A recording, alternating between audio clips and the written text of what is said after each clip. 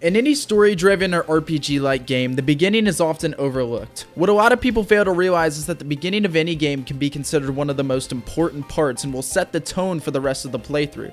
With Pokemon games, it's no different. What I aim to accomplish in this video is dissecting every element in what makes the gameplay between the intro to the first gym so significant, memorable, and nostalgic. This is what makes Pokemon games so replayable. How exactly can you bring a player to have an urge to replay your game and hook them right at the beginning? This is part 2 of how you and I are building a Pokemon game from scratch, otherwise known as Chat Makes a Pokemon Game. Yes, that means any one of you can build a Pokemon game with me just by tuning in a stream or joining the Discord. We have also decided to name this game Pokemon Potassium, by the way. So let's organize this a little bit. Starting with Red and Blue, we can make a list of some things that you can find in every single Pokemon game between the intro and the first gym. In Red and Blue, you start off with choosing your starter and a rival battle. So the areas are going to consist of a starting town, 2 cities, a forest, and 3 routes, with one of those routes being optional. Depending on the game, you are limited to about 7 different species of Pokemon you can own on your team, with one being the rare Pikachu found in Viridian Forest. This will come in handy later. The story is minimal, with only one side quest for you to grab Professor Oak's parcel, and there's a few trainer battles. Moving on to Gold and Silver, it keeps every single element of the previous generation, but there's an increase in the amount of Pokemon you can find.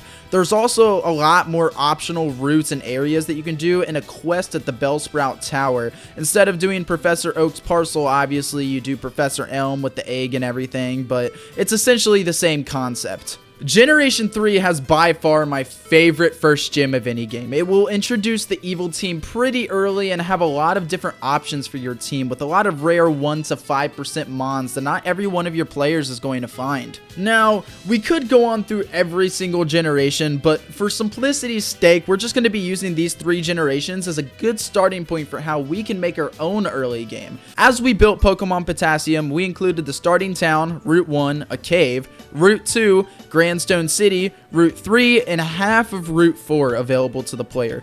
Route 4 is the only optional route for the player. The goal was to find a middle ground between the simplicity of Gen 1 but the optional areas to explore of Gen 2. These routes aren't just completely empty though. Route 1 is simple with 3 trainers, some grass, but at the end of Route 1 is Craggle Cave, a place where there's going to be a small event to take place with the rival. After this event, the players open up to a cave with a bunch of areas to explore, but these ways, there's stuff blocking the player's path.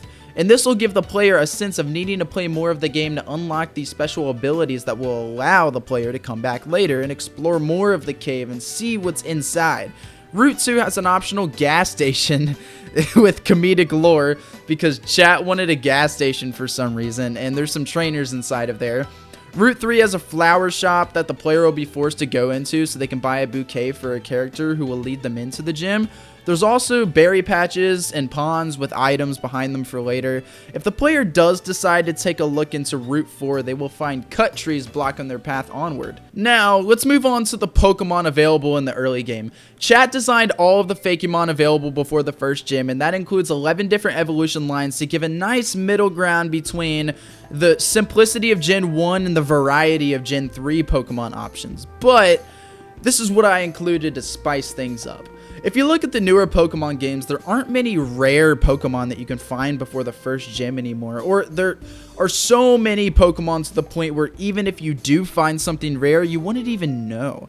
I tried my best to minimize the rarity of new Pokemon, but include some Pokemon that are extra rare.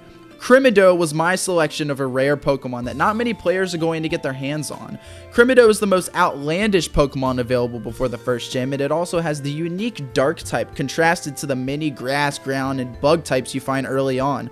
The reason that Pokemon needs these rare encounters is because not every player is going to stumble across this Pokemon, so it can give players who are lucky enough to find one a great feeling of encountering something that not many people have seen before. This is like a very charming aspect to a game that can hook a player on to the game, and it can also have other people, like they go and tell their friends, like, I found this in this area, or they go online and say, I found this in this area. That's going to make everybody else be like, huh, interesting, maybe I should go look for one too. Choosing Pokemon to be available before the first gym isn't just a random selection though. The player is unaware of the first gym being a ground type gym, so you need to give the player a reason to catch Pokemon that will aid in the fight against the ground type gym without actually telling the player that they need these Pokemon. This is why we included a lot of flying types, grass types, and water types with cute catchable designs that are easy to find and will also be useful to keep around in your team in the later game. If you keep all the necessary Pokemon rare, the player might find the first gym just a little too hard and may quit early on. The significance of the first gym is that this is the part of the game where the player is going to feel the game, like really feel it. It needs to be relaxing but somewhat uplifting. Secrets need to be kept for the player to figure out later on. The areas need to be charming and carry catchy tunes that will later become nostalgic after the player has moved on what was once the unknown.